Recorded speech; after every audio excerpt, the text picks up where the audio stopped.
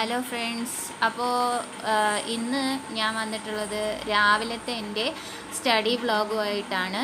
രാവിലെ 3 മണിയായപ്പോൾ ഞാൻ എഴുന്നേറ്റ ഉടനെ തന്നെ ഞാൻ മനുഷ്യാവകാശ കമ്മീഷനിലെ കുറച്ച് റിവിഷൻ ബാക്കി ഉണ്ടായിരുന്നു. അപ്പോൾ അത് പൂർത്തിയാക്കാമെന്ന് കരുതി ആ ടോപ്പിക്കാണ് ഇന്ന് എടുത്ത് വെച്ച് വായിക്കാൻ ആരംഭിച്ചത്. അപ്പോൾ ഞാനിത് ഈ ടോപ്പിക് വൈസായിട്ട് നോട്ട് എഴുതി പ്രിപ്പയർ ചെയ്ത് പഠിച്ച് കഴിഞ്ഞതാണ്.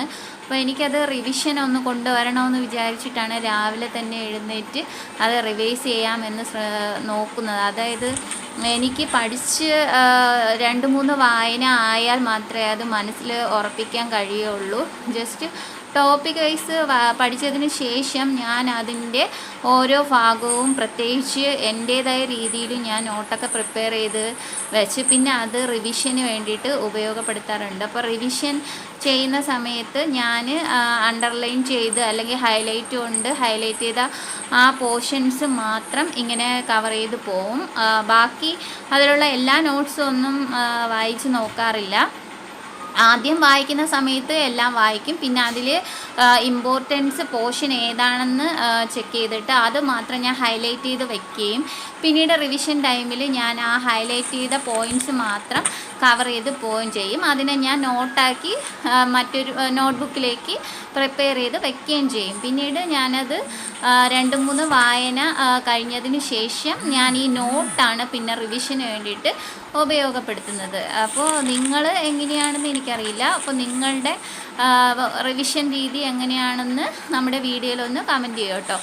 അപ്പം ഇന്ന് ഞാൻ മനുഷ്യാവകാശ കമ്മീഷൻ എന്ന ടോപ്പിക്ക് മുഴുവനായിട്ട് കവർ ചെയ്യുന്നുണ്ട്. അതോടൊപ്പം തന്നെ ഞാൻ ഇന്ന് എനിക്ക് കമ്പൈൻഡ് സ്റ്റഡിയിൽ ഏതൊക്കെ ടോപ്പിക്കാണ് പഠിക്കേണ്ടതെന്നുള്ളത് ഞാൻ ഇന്ന് രാവിലെ തന്നെ എഴുതി വയ്ക്കും. അതിനുശേഷം 10 മണി മുതൽ കമ്പൈൻഡ് സ്റ്റഡിക്ക് ഇരിക്കും. അപ്പോൾ കമ്പൈൻഡ് സ്റ്റഡിക്ക് ഞാനും ഫ്രണ്ട്സും ഉണ്ട്. അപ്പോൾ അവരോടൊപ്പം ഇരുന്നിട്ട് ഞങ്ങളൊരു 10ഓളം ടോപ്പിക്ക് എടുത്ത് വയ്ക്കും. തീർക്കാൻ പറ്റുന്ന അത്രയും ടോപ്പിക്ക് ഞങ്ങൾ ഇന്ന് തന്നെ കവർ ചെയ്യാൻ ശ്രദ്ധിക്കും. അങ്ങനെയാണ് ചെയ്യാറ്. അപ്പോൾ ഈ വീഡിയോ നിങ്ങളിപ്പോൾ കാണുമ്പോൾ ഞാനിത് രാത്രിയിലാണ് അപ്ലോഡ് ചെയ്യുന്നത്. അപ്പോൾ ഇന്നത്തെ ദിവസത്തെ സ്റ്റഡി മുഴുവനായിട്ട് എനിക്ക് ഇതിൽ അപ്ലോഡ് ചെയ്യാൻ പറ്റത്തില്ല. രാവിലെ മോർണിംഗിൽ ഞാൻ ചെയ്യുന്ന പഠനം എങ്ങനെയാണെന്നുള്ളത് മാത്രമാണ് ഈ വീഡിയോയിൽ ഉൾപ്പെടുത്തിയിരിക്കുന്നത്. രാവിലെ 3 മണിക്ക് എഴുന്നേറ്റ് പഠിക്കാൻ പറ്റുന്നവർക്ക് അങ്ങനെ ചെയ്യാം. അല്ല എങ്ങനെയാണ് നിങ്ങളുടെ ടൈം എന്ന് നോക്കി രാവിലെ ഒരു പഠന സമയം കണ്ടെത്തുന്നത് വളരെ നന്നായിരിക്കും. നമുക്ക് ബുദ്ധിമുട്ടായിട്ടുള്ള പോർഷൻസൊക്കെ കവർ ചെയ്യാൻ രാവിലത്തെ അറ്റ്മോസ്ഫിയർ വളരെ നല്ലതാണെന്നാണ് എനിക്ക് തോന്നിയിട്ടുള്ളത്. നിങ്ങൾക്ക് എങ്ങനെയാണെന്ന് കമൻറ്റ് ചെയ്യൂ കേട്ടോ.